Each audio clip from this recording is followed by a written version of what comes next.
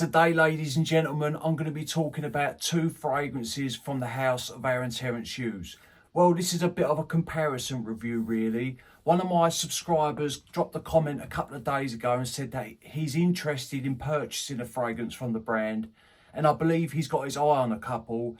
And he was asking about Slut and Hard Candy Elixir because he had heard that maybe they smell similar. I'm going to do a comparison review on these two fragrances. I have a 10ml of each. I do know both of these fragrances. And straight away I'm going to tell you that there is definitely differences between Slut and Hard Candy Elixir. If you want to find out about these fragrances and what the differences are, stay tuned.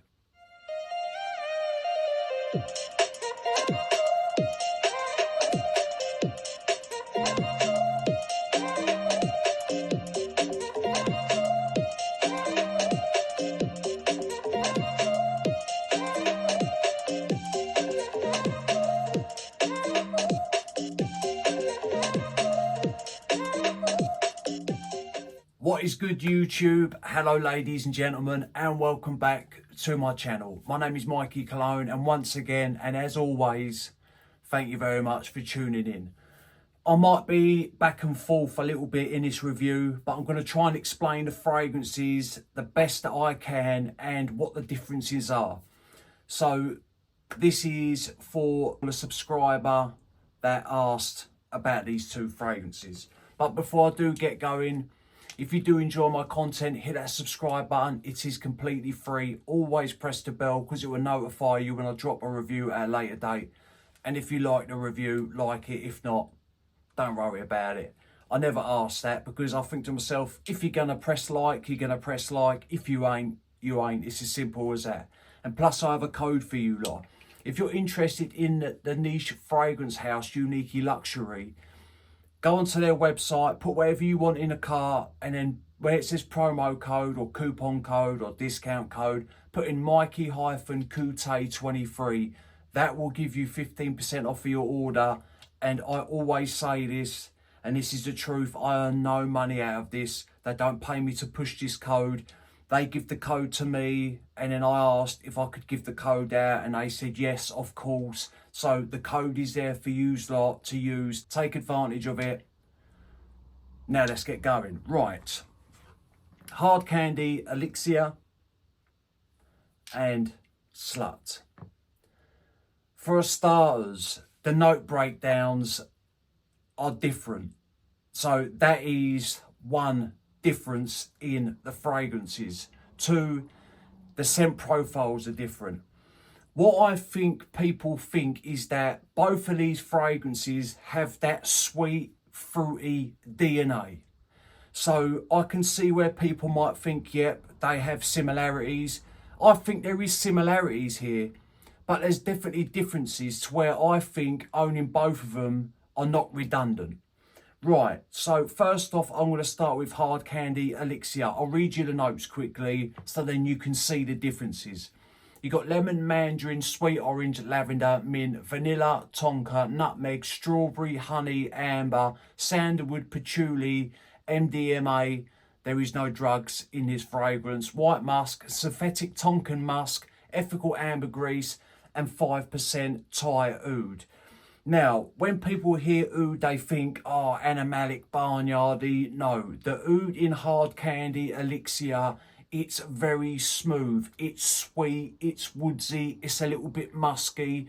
Now, how does Hard Candy Elixir open up?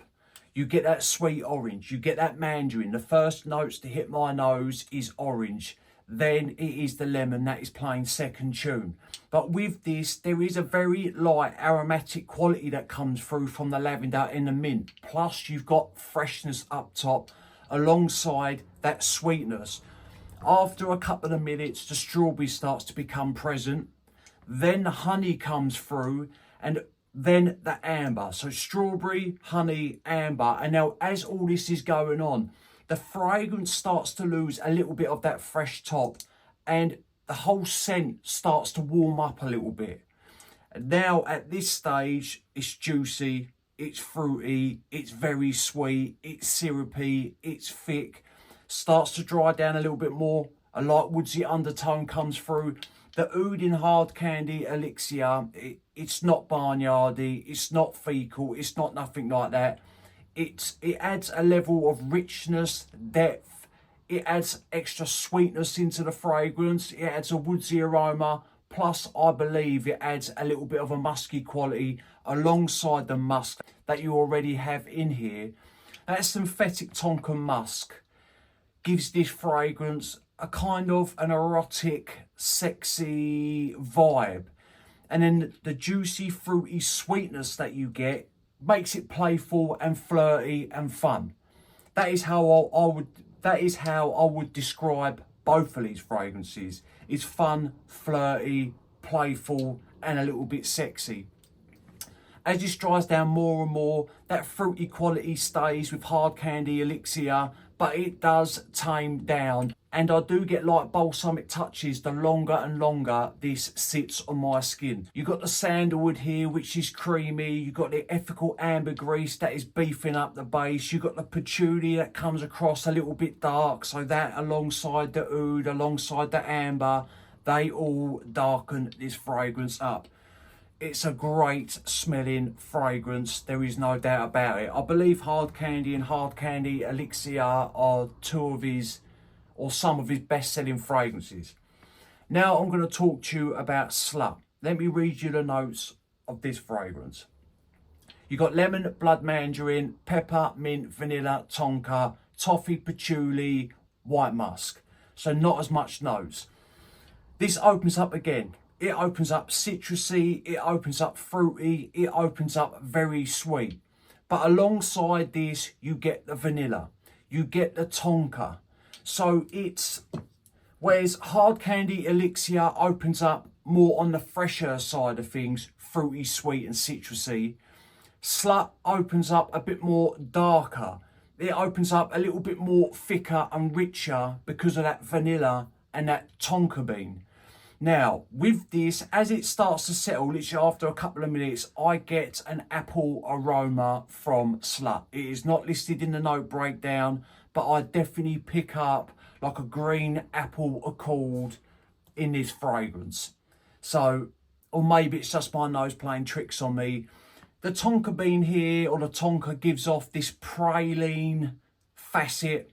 Now, as this starts to dry down, on my skin and to my nose, that tonka and vanilla, they become more present. So they're not the actual stars of the fragrance, but they're up there alongside that fruity quality.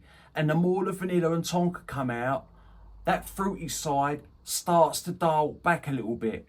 Now I get light spicy touches.